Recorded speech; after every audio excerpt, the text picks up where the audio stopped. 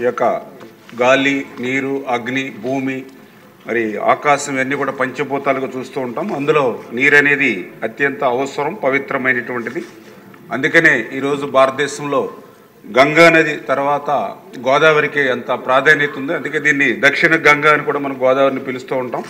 ఏదైతే ఈ యొక్క గోదావరికి 12 ఏళ్ల తర్వాత వచ్చేటువంటి 12 రోజులు జరిగేటువంటి పుష్కరాలు ఏవైతే ఉన్నాయో ఇవి చాలా పవిత్రమైనటువంటిగా, ఎందుకంటే గౌరవ సభ్యులు ఏదైతే మరి ఈరోజు మాట్లాడడం జరిగిందో మరి ఆ 12 రోజుల పుష్కరాల్లో మనం స్నానం ఆచరిస్తే మరి 12 సంవత్సరాల పాటు 12 పుణ్య నదుల్లో స్నానం చేసినటువంటి పవిత్రత, పుణ్యం వస్తుందని ఏదైతే పురాణాలు చెప్తూ ఉన్నాయో దానిలో భాగంగా ఇంత పవిత్రంగా మరి పుష్కరాలను మనం ఆర్గనైజ్ చేస్తున్నాం. ఈ రోజనే కాదు, గతంలో కూడా మరి ముఖ్యమంత్రి చంద్రబాబు నాయుడు గారు ఆ రోజు 2003లో కానీ 2015లో కూడా మరి చంద్రబాబు నాయుడు గారి సారథ్యంలో పెద్ద ఎత్తున ఆ రోజు గోదావరి పుష్కరాలని మనం నిర్వహించుకోవడం జరిగింది.